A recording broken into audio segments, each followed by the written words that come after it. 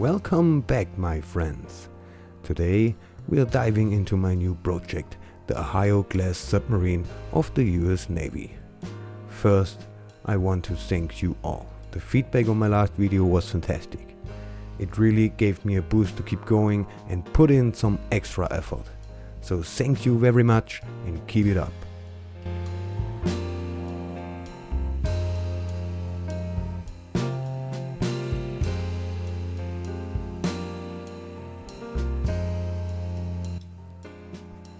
In the meantime, while we unpack this beautiful model in the background, I'll give you some more information about the submarine.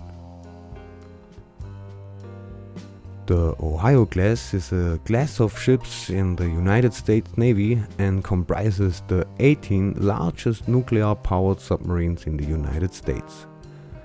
It was developed during the Cold War as a carrier of intercontinental ballistic missiles. The boats therefore belong to the group of ballistic missile submarines. The official designations of the boats in the US Navy is Ship Submersible Ballistic Nuclear, abbreviated SSBN. To this day, the boats remain an important component of US nuclear deterrence policy, and the Ohio class will remain the only SSBN class in the US Navy well into the 21st century. By the end of the 2020s, the submarines will have reached the end of their service life. After the end of the Cold War, the need for submarines carrying intercontinental ballistic missiles decreased. Since 2003, 4 of the boats in the class have therefore been converted to launching cruise missiles. The boats are designated as SSGN for Ship Submersible Guided Missile Nuclear.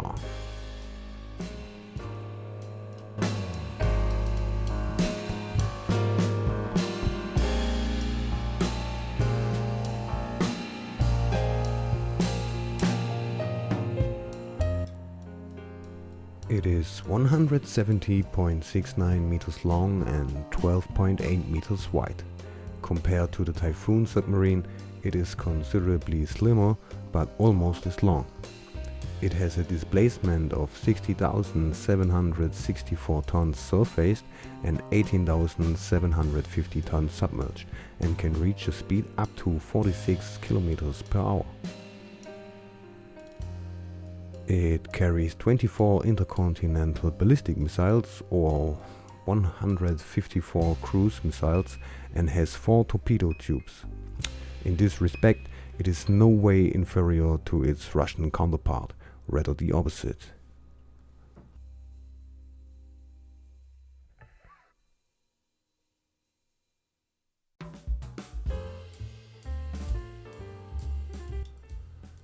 The Ohio-class SSBNs were built to maintain the policy of nuclear deterrence.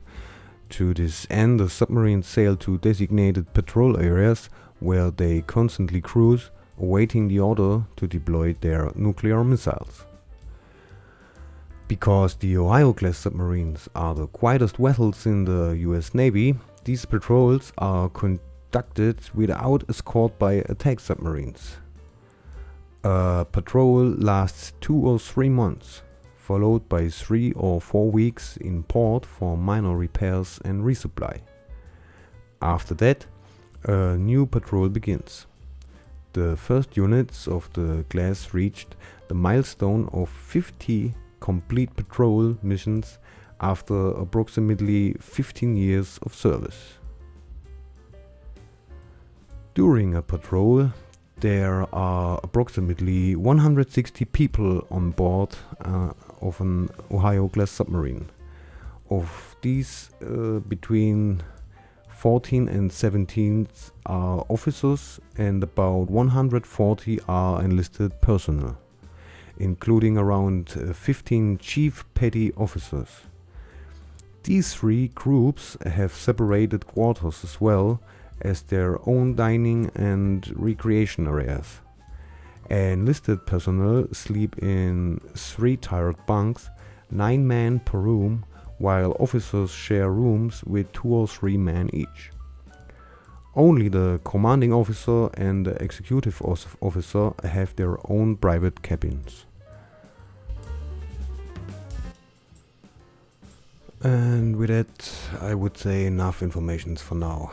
This time I will try to tell you more about my struggles and learnings during this build. So let's see what's coming.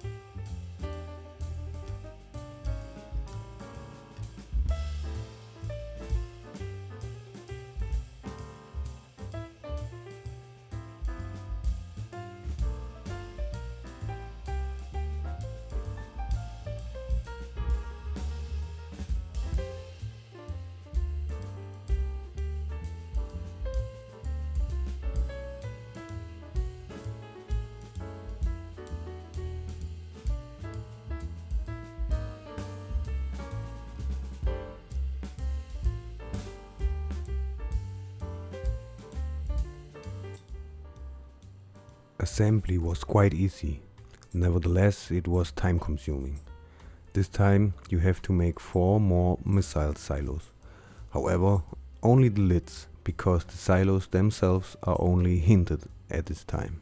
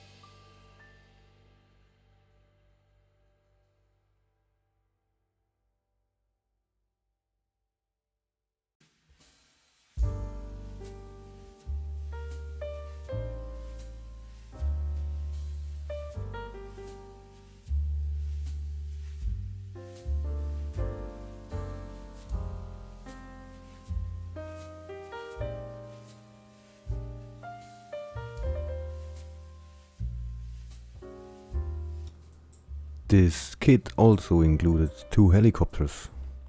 I didn't understand why. Maybe one of you knows.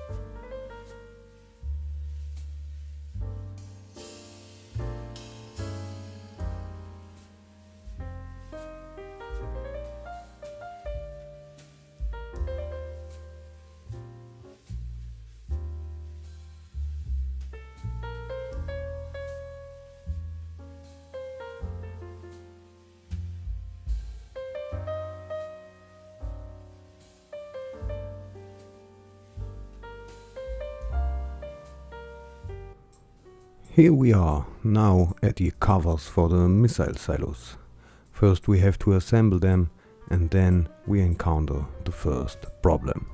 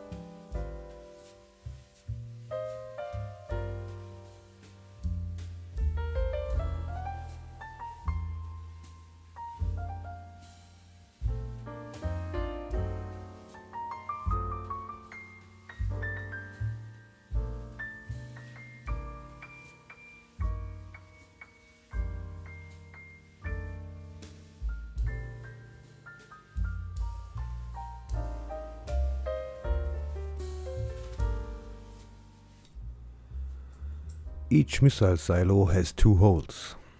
The lid needs to be inserted into these holes. However, the holes were too small. I tried to find a solution and ended up drilling out the holes. In the end, it still didn't fit perfectly, but they are fully functional and can be opened and closed.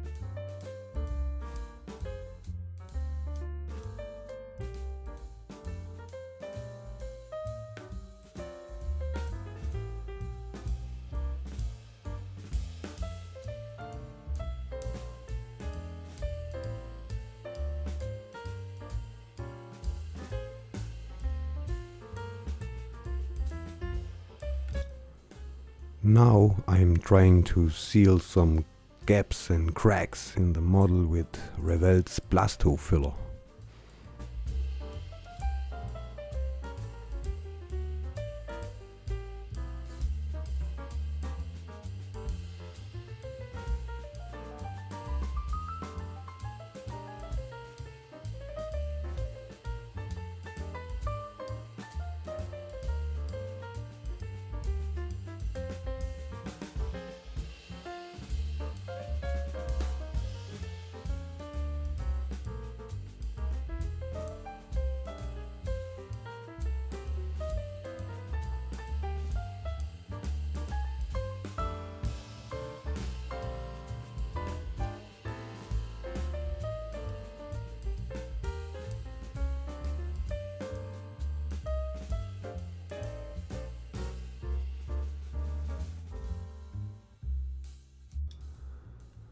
After the Blasto material has dried, we sand it down and try to recreate the grooves that the submarine has.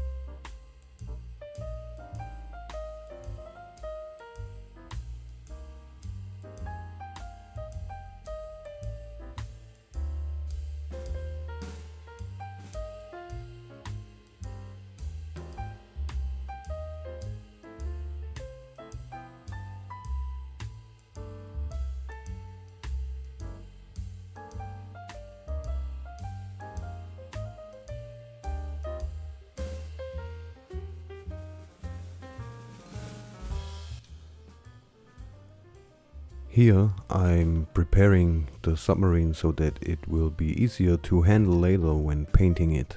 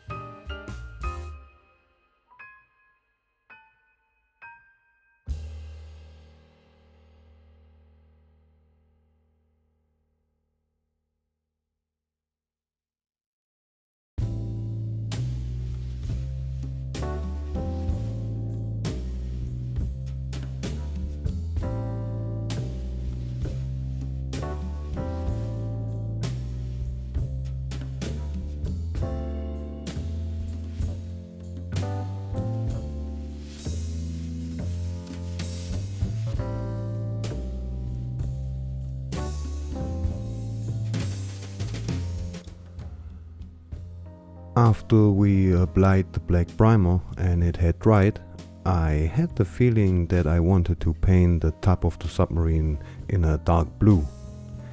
Don't ask me why I decided that. In the end, I think it was a good decision, as it suits the submarine well.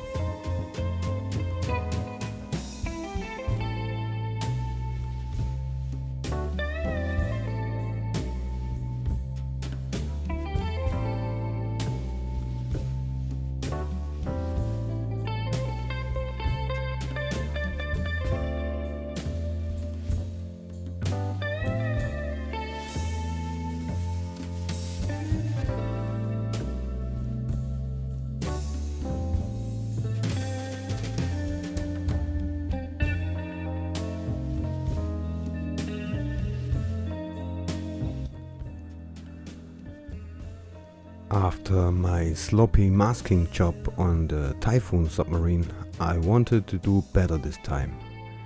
However, I still had a few problems with paint peeling off. Luckily, these were easily and quickly fixed. Fortunately, I had saved some leftover dark blue paint.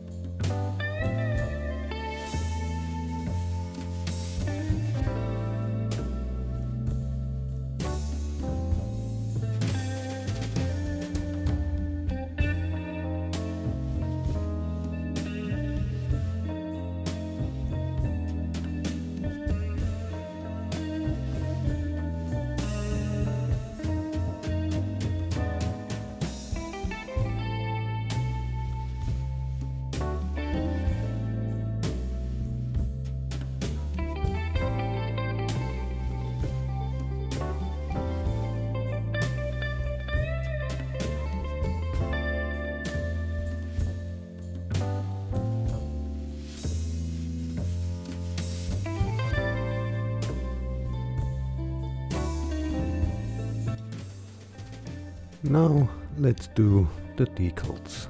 I'm still having problems with the decals too. They often break or I end up with air bubbles underneath them. But I think with decals, the more you practice, the better you get. When I think back to the decals on my first model, the Scania truck model, it's already much better now.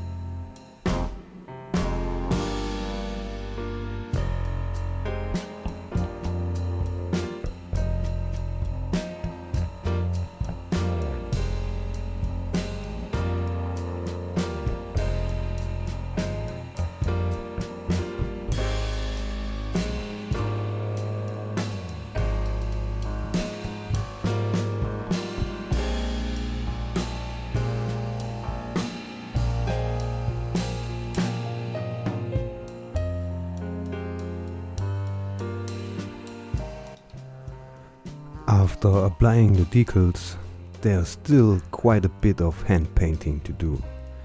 I painted the rockets white and black because I saw that in a photo while I was doing my research.